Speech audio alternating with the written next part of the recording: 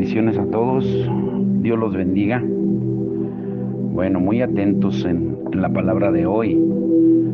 Hemos estado estudiando acerca de la dependencia de Dios. Ayer veíamos por qué la dependencia de Dios glorifica a Dios y también de que debemos ser dependientes de Dios en la oración.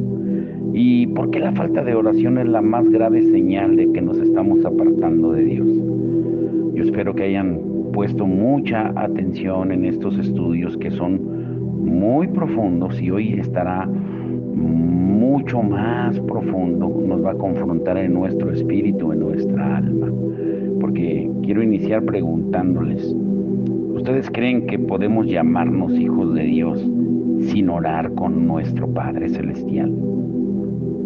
El título de hoy es ¿oración o tentación? ¿Dependencia o independencia? Tú eliges. Otra vez, ¿oración o tentación? ¿Dependencia o independencia? Tú eliges. Jesucristo dijo en Mateo 26:41, velad y orad para que no entréis en tentación. Y estas palabras de nuestro Señor se repiten en 3 evangelios con muy pocos cambios. Sin embargo, mientras que Mateo y Marcos las registran como en esta cita, Lucas las relata así: levantaos y orad para que no entréis en tentación. Al parecer la expresión completa, levantaos, velad y orad para que no entréis en tentación, nos habla un poco mejor. Salomón nos habla de algunos que están en medio del mar o como el que está en la punta de un mastín, alerta en Proverbios 23:34.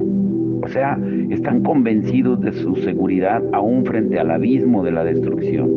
Como ejemplo del atrevimiento de alguien que está en la punta de un mástil en medio del mar, leemos lo que hicieron los discípulos cuando estaban con nuestro Salvador en el huerto.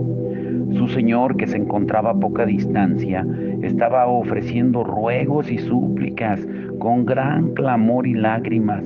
Hebreos 5:7 dice: y en ese momento tomó la copa y comenzó a saborear su contenido, lleno de maldición e ira por los pecados de los hombres. En otro lugar, a una distancia más lejana, se encontraban los judíos ya armados para apresar al Mesías y acabar con él.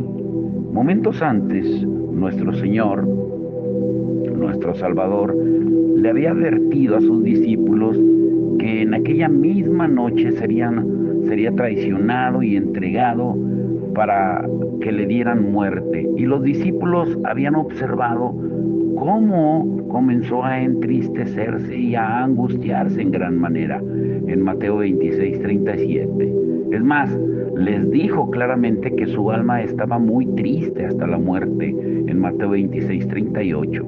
Y por eso les suplicó que permanecieran y velaran junto a él, ahora que se disponía a morir por ellos. Y entonces el Señor se apartó un poco de ellos, y como si carecieran de amor hacia él o de cuidado por su propio bien, se quedaron profundamente dormidos. Aún los más santos, cuando se les deja solos, pronto manifiestan ser menos que hombres, no son nada. Todas nuestras fuerzas son debilidad y toda nuestra sabiduría es insensatez. Y entre ellos se encontraba Pedro, quien poco antes había afirmado, confiado de sí mismo, que aunque todos abandonaran al Señor, él nunca lo haría.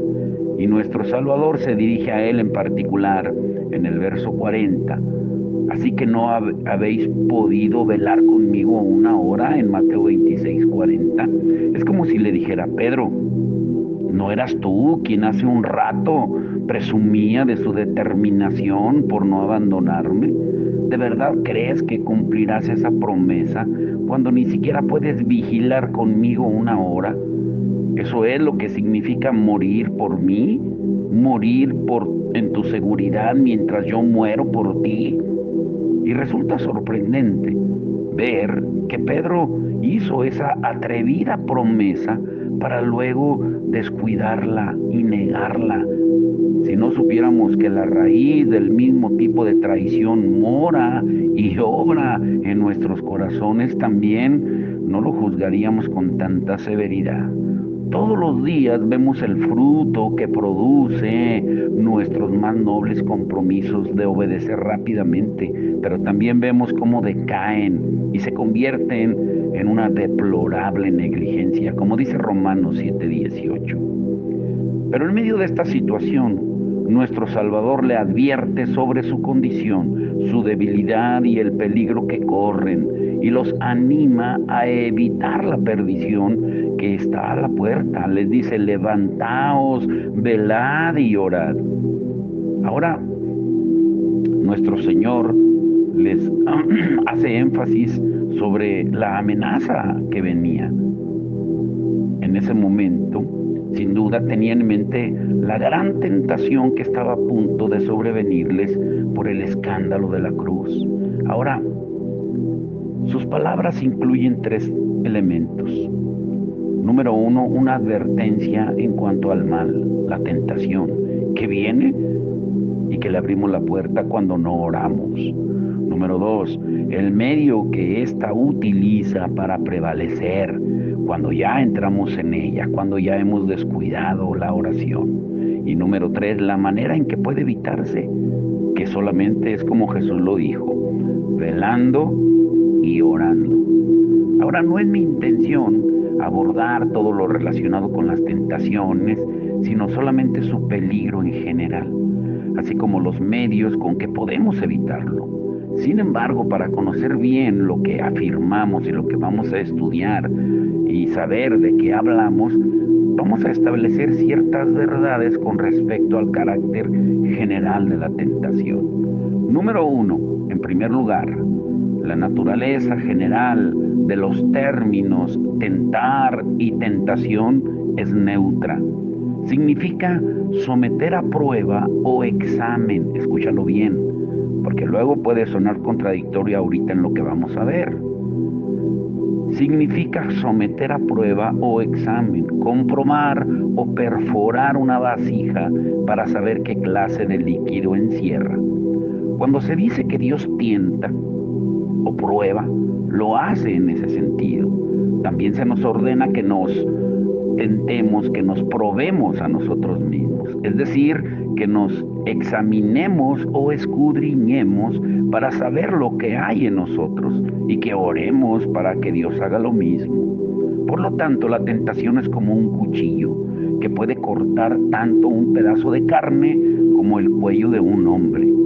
Puede ser su comida o su veneno, su entrenamiento o su destrucción.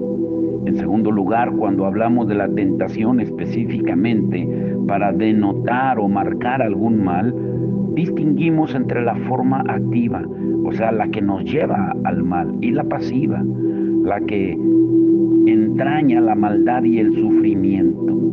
Ahora, en este último sentido, la tentación implica aflicción, como en Santiago 1:2.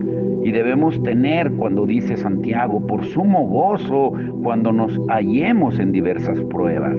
En el sentido, se ordena a los cristianos que no entren en ella.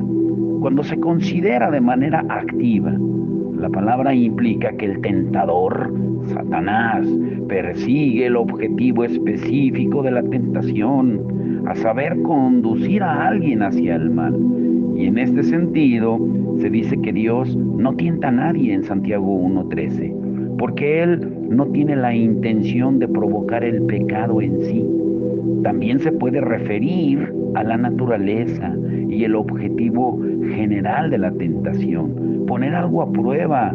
En este sentido, dice Génesis 22:1 que tentó Dios a Abraham y a los falsos profetas en Deuteronomio 13:3. Ahora, con respecto al acto de Dios al tentar, al probar a alguien, se deben considerar 2 cosas: su objetivo al hacerlo y la manera en que lo hace. Con respecto a la primera, los objetivos generales de Dios son dos. Número uno, Él busca manifestar al hombre la gracia de Dios o corrupción humana que hay en su interior, dentro de su ser. No veremos ahora la manera en que la tentación se produce ni el papel que desempeña, lo veremos después, pero la gracia y la corrupción se encuentran en lo más profundo del corazón y el hombre con frecuencia se engaña en la búsqueda de la una o la otra. Perforamos el alma para probar la gracia que hay en ella y sale corrupción. Y cuando buscamos la corrupción, aparece la gracia. Así se somete el alma a la duda y fallamos cuando intentamos poner a prueba. Y es entonces cuando Dios se acerca con una sonda que llega hasta el fondo, hasta el interior, y accede con sus instrumentos de prueba a las entrañas y a las partes más escondidas del alma. Y así permite que el hombre vea lo que hay dentro de sí y de qué está hecho. Así tentó a Abraham para mostrarle su fe. Abraham no sabía qué clase de fe profesaba, es decir, ignoraba el poder y la fortaleza de su fe, hasta que Dios se lo mostró por medio de aquella gran prueba y tentación. En cuanto el Señor le dijo que él conocía su fe, hizo que Abraham también la conociera. También tentó a Ezequías de esa manera para revelarle su orgullo y lo abandonó para que se diera cuenta de lo que había en su corazón. Y al parecer tan propenso a exaltarse, Dios lo probó y extrajo la inmundicia y la expuso ante su trono. Tampoco vamos a examinarlo con detalle esto, sino lo veremos también más adelante. Y veremos cómo las experiencias de las pruebas de Dios dieron como resultado el bien para lo que Él lo planeó. Número 2, revelarse al hombre y mostrarle lo siguiente, su gracia preventiva. El hombre reconoce que solo Dios lo guarda de pecar. Si lo hacemos de esa manera, hasta que enfrentemos la tentación, imaginemos que vivimos por nuestras propias fuerzas. Pensamos que por mucho que los demás hagan esto o aquello, nosotros nunca lo haremos. Y cuando llega la prueba, percibimos rápidamente de dónde proviene nuestra seguridad, independientemente de si resistimos o caemos. Así sucedió en el caso de Abimelech, a quien Dios le dijo en Génesis 26, yo te detuve de pecar contra mí. Y también su gracia renovadora. Un ejemplo es el caso de Pablo. Dios permitió que la tentación siguiera acosándolo para revelarle la suficiencia de su gracia renovadora. En 2 Corintios 12:9. No somos conscientes del poder y la fuerza que Dios ejerce a nuestro favor, ni de la suficiencia de su gracia, hasta que comparamos la tentación con nuestra propia debilidad. Es como la efectividad del antídoto que se constata tras haber ingerido el veneno o el valor del medicamento que se revela en las enfermedades. No conoceremos jamás la fuerza de la gracia si no hemos conocido la fuerza de la tentación. Escúchalo bien, lo voy a repetir de nuevo. No conoceremos jamás la fuerza de la gracia si no hemos conocido la fuerza de la tentación. Por eso es importante que se nos someta a prueba, porque solo así seremos conscientes de que Dios nos guarda, nos preserva. El Señor persigue muchos otros propósitos buenos y llenos de gracia a favor de sus santos, por medio de las pruebas y las tentaciones. Ahora, en cuanto a las maneras en que Dios nos somete a su examen, prueba o tentación, ¿cuáles son algunas de ellas? Bueno, número 1, encarga a los hombres responsabilidades tan difíciles que ni se imaginan tener fuerzas para satisfacerlas, y de hecho no las tenemos. Así tentó a Abraham al darle la orden de sacrificar a su hijo, algo absurdo para la razón, amargo para la naturaleza y gravoso para él en todos los sentidos. Muchos hombres no conocen lo que hay en ellos, o mejor dicho, lo que Dios ha preparado para ellos, hasta que se ven en una situación que parece superar por completo sus fuerzas y que de hecho las supera. las responsabilidades que Dios habitualmente nos exige, nos guardan proporción con fuerzas que se encuentran en nosotros, sino con la ayuda y socorro que nos proveerá Cristo. O sea, no depende de nosotros, depende de Él, del poder de su Espíritu en nosotros. Debemos afrontar las tareas más difíciles, sabiendo de que no poseemos la menor capacidad para cumplirlas. Cuando somos débiles es cuando somos fuertes. Esa es la ley de la gracia, cuando se nos imponen demandas extraordinarias. Y es un secreto que raramente se descubre, pero solamente lo veremos cuando estemos bajo el yugo de Cristo, cuando tomemos sus cargas, las pruebas. Número 2, los coloca en grandes sufrimientos también. ¿Cuántos de ustedes han encontrado contra todo pronóstico el coraje de hacer cosas extraordinarias para Dios? O mejor dicho, cuando analizamos la historia cristiana, ¿cuántos hemos sabido del coraje de morir en la hoguera, de hombres y mujeres soportar torturas por la causa de Cristo? Y su llamado a esta muerte también fue una prueba. Pedro dice que de esta forma experimentamos tentaciones que nos prueban en Primera de Pedro 1:6 al 7. Las tentaciones provienen de la prueba con fuego, pero el objetivo no es otro que probar nuestra fe. Número 3, dispone las circunstancias de manera providencial para que se presenten oportunidades de pecar a los hombres. ¿Qué quiere decir esto? Un ejemplo es el que ya mencionamos de Deuteronomio 13:3, pero podríamos añadir innumerables cosas similares. O sea, vamos a referirnos propiamente a las tentaciones que provienen, o las pruebas que provienen de parte de Dios y cuyos propósitos Él establece. Dejemos de lado la clase de tentaciones que provienen de otras partes, otras fuentes. Lo que quiero abordar en este estudio es la tentación en su naturaleza específica, es decir, la que ejerce un efecto activo que conduce al pecado, cuyo origen y objetivo es el mal. En este sentido, la tentación puede provenir de Satanás, del mundo, de otras personas mundanas, de nosotros mismos, o de una combinación de todos o de varios. Y recuerda esto, número 1, en ocasiones Satanás tienta a las personas por sí mismo, sin valerse del mundo, sus cosas o personas, ni de nosotros mismos. Así opera al inyectar pensamientos malignos y blasfemos con respecto a Dios en los corazones de las personas. Esta obra proviene únicamente de Él, sin que eche mano del mundo o de nuestros corazones. Y es que a estos efectos, la naturaleza y todo lo que existe, el ser humano y el mundo, le resultan inútiles. Nadie, al pensar en Dios, puede imaginárselo como malvado. En este pecado, Satanás se encuentra solo, e igual de solo se hallará en su castigo.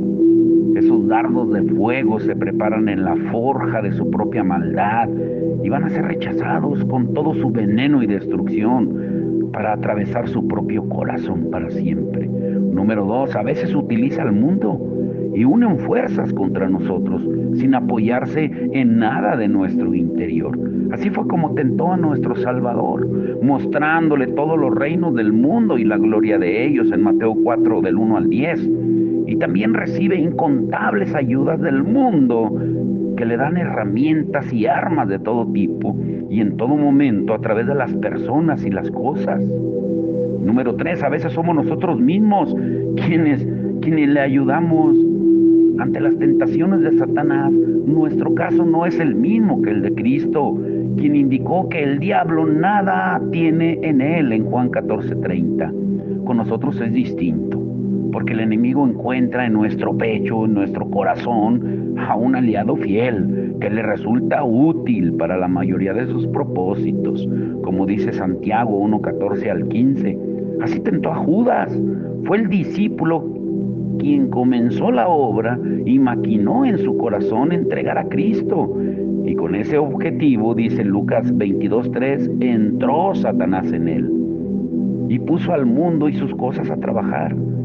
Estos convinieron, dice Lucas 22:15, en darle dinero y le proveyeron de las 30 piezas de plata y luego echó mano de sus hombres, incluidos los sacerdotes y fariseos, y de la corrupción del propio Judas, que era codicioso porque era ladrón, y teniendo la bolsa, sustraía de lo que se echaba en ella.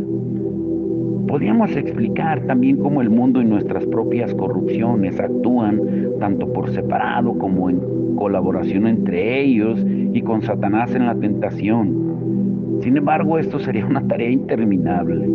Los orígenes, formas, medios, clases, grados, efectividad y causa de las tentaciones son inexpresablemente grandes y diversas, y las circunstancias de la providencia, la naturaleza y las condiciones, tanto espirituales como naturales de cada caso concreto, son demasiado innumerables para exponerlas de forma breve y ordenada y en un estudio de 40 minutos.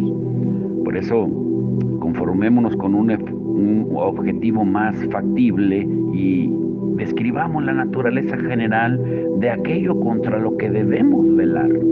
Entonces, en sentido general, la tentación es toda cosa, estado, modo o condición que, bajo cualquier pretexto, ejerce una fuerza o eficacia que seduce y atrae la mente y el corazón del hombre y la mujer para desviarlos de la obediencia que Dios les exige, a fin de que cometan pecados de distinta gravedad. Y concretamente constituye tentación todo aquello que ocasiona que pequemos o que dejemos de cumplir un deber de cualquier tipo, ya sea introduciendo el mal en nuestro corazón, extrayendo la maldad que mora en él mismo, o distrayéndonos de un modo u otro de la comunión con Dios y de la obediencia constante, firme y completa que se nos exige, tanto en esencia como en obras. Por eso el peligro de no congregarse. Para aclarar esta definición, cabe observar que aunque la palabra tentación parezca presentar principalmente una connotación activa, es decir, el poder de seducción hacia el pecado en sí, las Escrituras la emplean a menudo con un sentido neutro, que señala el contenido de la tentación o la cosa por la cual somos tentados. Y en esto se basa la definición que hemos visto antes. Sea como sea, es tentación todo lo que nos estorba del deber o nos incita al pecado, sin importar si proviene de nuestro interior o de afuera, y debemos considerarlo como tal. Pueden ser nuestros propios negocios o trabajos, el transcurso normal de la vida, las amistades, los sentimientos, la naturaleza, las malas intenciones, las relaciones, los deleites, el renombre, la reputación, la autoestima, las habilidades, las partes o excelencias del cuerpo o de la mente, la posición o la dignidad o el arte. Y podríamos hacer más larga la lista. Si promueve el objetivo mencionado anteriormente, no es nada menos que tentación, que la más violenta insinuación de Satanás o los atractivos de este mundo. El alma que no la discierne se encuentra al borde de la ruina, pero lo vamos a estar estudiando. Estos estudios van a estar muy profundos, no son fáciles de digerir. Ahora escucha esto. ¿Qué significa entrar en tentación? O sea, no solamente ser tentado o vencido por ella. ¿Qué significa caer en ella? El sentido de la expresión que es necesario para que uno entre en tentación, ¿cómo lo podemos discernir? El grado de importunidad por parte de Satanás o la concupiscencia, ¿por qué es mayor de lo habitual hoy en día? los enredos, los trastornos del alma, los momentos en que se manifiestan esos trastornos. ¿Qué significa la hora de la tentación? Como dice Apocalipsis 3:10, o como dice Pablo en Efesios capítulo 6, de que estemos preparados para el día malo. ¿Cómo llegan las tentaciones a su hora y a su día crucial? ¿Cómo podemos saber cuando se acerca la tentación? ¿Cuáles son los medios de prevención que nos da nuestro Señor en la palabra? ¿Cuál es el significado de velar? ¿Cuál es el significado de oración? Hay tantas preguntas que no sabemos. Esa es la realidad. Estamos en ignorancia espiritual por falta de comunión con Dios. Pero una vez que ya vimos, explicado qué es la tentación, bueno, ahora examinemos qué significa entrar en ella. Grábate muy bien esto. No es lo mismo que simplemente ser tentado. Es imposible librarnos de la tentación hasta el punto de no ser tentados en absoluto. Mientras Satanás mantenga su poder, su malicia, mientras existan el mundo y la concupiscencia, los deseos carnales inmorales, vamos a ser tentados. Como dijo alguien, Cristo se hizo semejante a nosotros para sufrir tentaciones, y nosotros sufrimos tentaciones para volvernos semejantes a Cristo. En general, la tentación abarca toda nuestra lucha. Por eso nuestro Salvador se refiere a su periodo ministerial como el tiempo de sus tentaciones en Lucas 22:28. No se nos promete que dejaremos de padecer tentaciones y tampoco debemos pedirlo, ya que se nos garantiza que no se nos garantiza que esa respuesta a esa oración vaya a ser concedida. La instrucción sobre cómo orar es esta, como Jesús lo enseñó en Mateo 6:13. No nos metas en tentación. Debemos orar para que no entremos en tentación. Es posible ser tentados sin entrar en tentación. Por consiguiente, número 2, con esta expresión se hace referencia a algo más que la obra habitual de Satanás y de nuestras concupiscencias, que sin duda nos tentarán todos los días. Hay algo característico en entrar en tentación, que no forma parte de la vida cotidiana de los santos. Cuando digo santos, me refiero a los que hemos nacido de nuevo. Es una seducción del pecado que nos sobreviene de una forma u otra por medio de la atracción o del miedo. Número 3, no es lo mismo que ser vencidos por la tentación o caer en ella, cometer pecado o llevar a cabo la maldad a la cual se nos tienta. Tampoco se refiere a desatender las responsabilidades a las que la tentación se opone. Es posible entrar en tentación sin caer en ella. Cuando estamos dentro, Dios puede proveernos de una salida, romper la trampa, hollar a Satanás y hacer que el alma resulte más que vencedora, aunque haya entrado en tentación. Cristo entró en ella, pero no lo tocó en absoluto. Número 4, como lo expresa el apóstol Pablo en 1 de Timoteo 6:9, caer en tentación es semejante a un hombre que cae en un hoyo profundo o en un lugar que contiene trampas o ataduras en las cuales se enreda.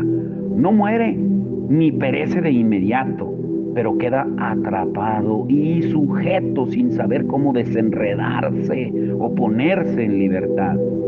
Y eso mismo lo dice en 1 de Corintios 10:13. No os ha sobrevenido ninguna tentación. Es decir, se refiere a dejarse arrastrar por la tentación y enredarse entre sus lazos, sin encontrar por lo pronto una salida. Por eso dice Pedro que en 2 de Pedro 2:9, que sabe el Señor librar de tentación a los piadosos.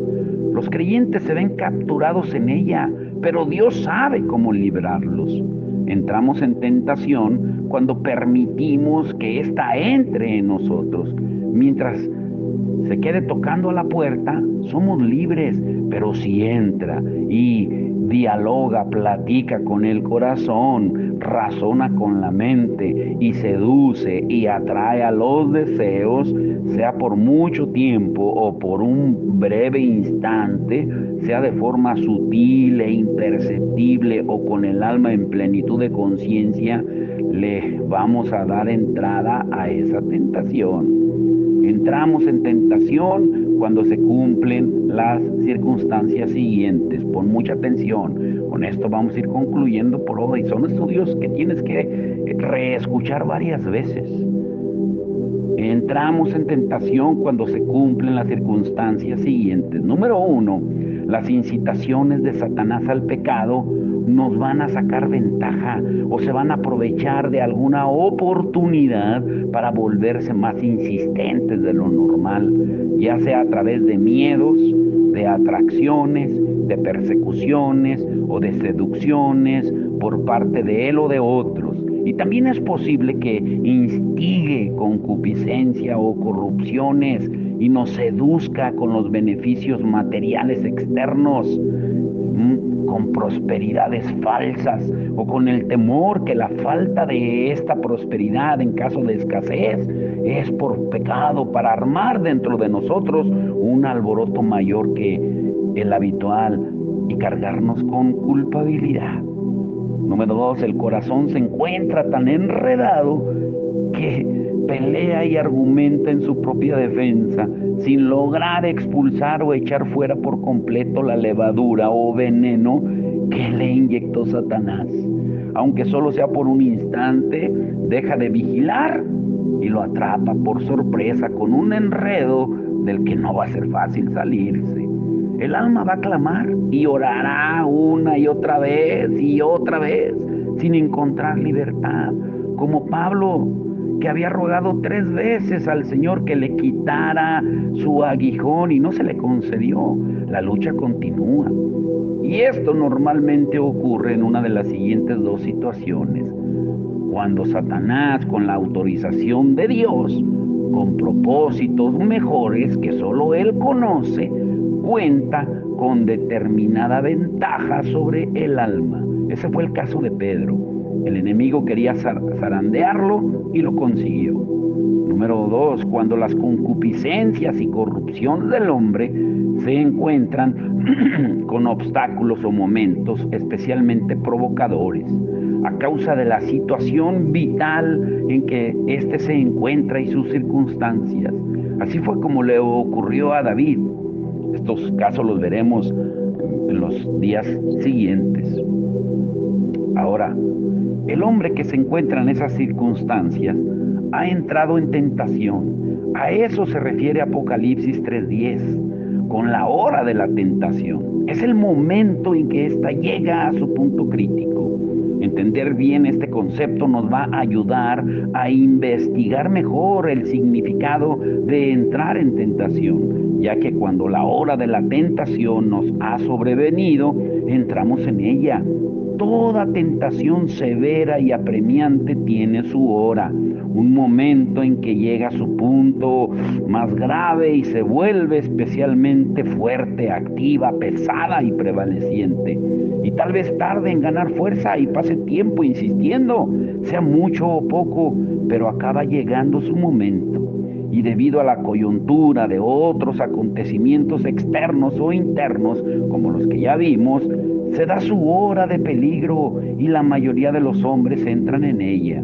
Por esta razón, la misma tentación que antes ejercía poco o ningún poder sobre el creyente y el creyente la menospreciaba, detestaba sus actividades y la resistía con facilidad, de repente lo atrapa por completo.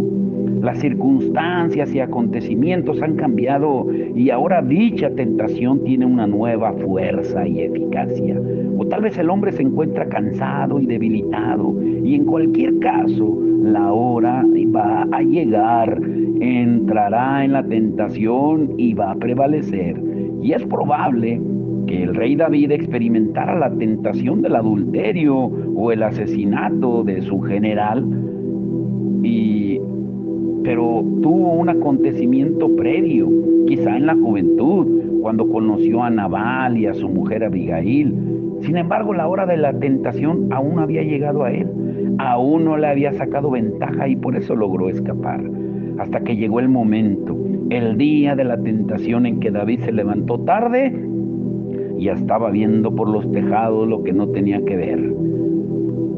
Y llegó su hora de la tentación. Por eso que no te quepa la menor duda, vas a estar expuesto a tentaciones. ¿Quién se librará? Habrá momentos en que las seducciones de la tentación van a premiar más. Sus razonamientos van a sonar más creíbles, sus pretensiones más gloriosas, sus esperanzas de recuperación más seguras, sus oportunidades más amplias y accesibles, y las puertas del mal van a parecer más hermosas que nunca, y estarás atrapado. Pero bienaventurado aquel que esté preparado para ese momento. Sin tal preparación no va a haber escapatoria, como lo hemos visto. Estas son las condiciones necesarias para que entremos en tentación. Si permanecemos aquí, estaremos a salvo. Antes de entrar en más detalle, mañana lo veremos, debemos ver lo siguiente a grandes rasgos. Primero, ¿cómo o por qué medios la tentación llega a su punto crítico o a su hora? Y en segundo lugar, ¿cómo podemos saber cuándo ha llegado dicha hora? Si lo entendiste, mañana lo veremos. ¿Cómo o por qué medios la tentación llega a su punto crítico o a su hora? Y en segundo lugar, ¿cómo podemos saber cuándo ha llegado dicha hora? Por lo pronto, grábate esto. La tentación tiene su hora y el día malo también. Y la oración es nuestra fortaleza, es nuestro guardián, es nuestra atalaya, nuestro vigilante. Por eso el título de hoy, oración o tentación, dependencia o independencia. Si tú dependes de Dios, pues vas a orar. Pero si quieres vivir independiente de Dios, pues vas a ser expuesto a la tentación, independientemente de que se nos asegura que ya tiene su hora. Imagínate, si ya tiene su hora y aún así te descuidas, pues ¿qué te puede esperar? Que Dios nos dé entendimiento y que velemos y oremos para que no entremos en tentación. Padre, en el nombre de Jesús te damos gracias por tu palabra hermosa, Señor. Señor, porque tú nos enseñas en los evangelios de Mateo, Marcos, Lucas y Juan la vida de oración de Jesús como un modelo para que nosotros la sigamos. Tú nos muestras cómo Él se levantaba muy temprano, siendo muy oscuro, y se iba y se apartaba a lugares desiertos, Él solo, y allá oraba.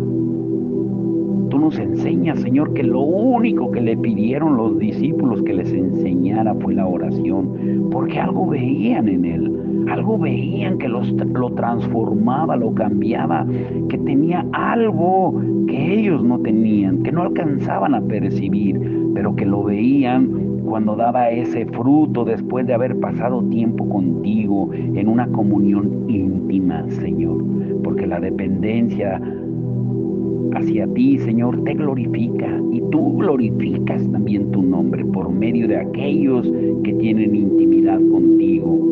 Tu palabra dice que tú revelas los secretos a los íntimos, a aquellos que pasan tiempo contigo, Señor. Por eso queremos ser dependientes tuyos en oración primeramente, Señor, porque la falta de oración es la más grave señal de que nos estamos apartando de ti, Señor. Y cuando lo hacemos, corremos el riesgo de caer en diversas trampas de tentación, porque estamos viviendo independiente de ti, no dependiente de ti, Señor. Pero hoy es el día, Señor, para que tú abras el entendimiento y como dice Zacarías 12:10, Señor, que tú derrames espíritu de gracia y de oración en cada uno de nosotros, Señor. Que clamemos en todo tiempo. Como decía, Señor Samuel, lejos esté de mí pecar contra Dios al dejar de orar por ustedes. Tenemos un deber, el orar los unos por los otros, por las necesidades los unos por los otros, por las nuestras también, Señor. Pero la mayor necesidad que tenemos es de tener comunión contigo en una oración íntima, apasionada, donde derramemos nuestro corazón en nuestro lugar privado, en nuestro aposento secreto, Señor, donde ahí nuestra alma, nuestro ser quede al descubierto delante de ti. Por eso te rogamos hoy, Señor, que tú, Señor, te glorifiques y que tú, Señor, a través de tu Espíritu Santo, intercedas, como dice Romanos 8:26, con gemidos indecibles, Señor. Pero es tiempo de levantarnos, Señor, y de estar preparados para cuando llegue el día malo, estar fortalecidos en el hombre interior por tu Espíritu y tu palabra, Señor, y tomar la espada del Espíritu que es tu palabra y orar y confrontar al enemigo como tú lo hiciste, como nos diste ejemplo. Escrito está, escrito está, escrito está. Es tiempo de llenar nuestro saldo espiritual de tu palabra para orar como debemos, como tú lo mandas. Orad sin cesar. Te damos la gloria y la honra en el nombre de Jesús. Amén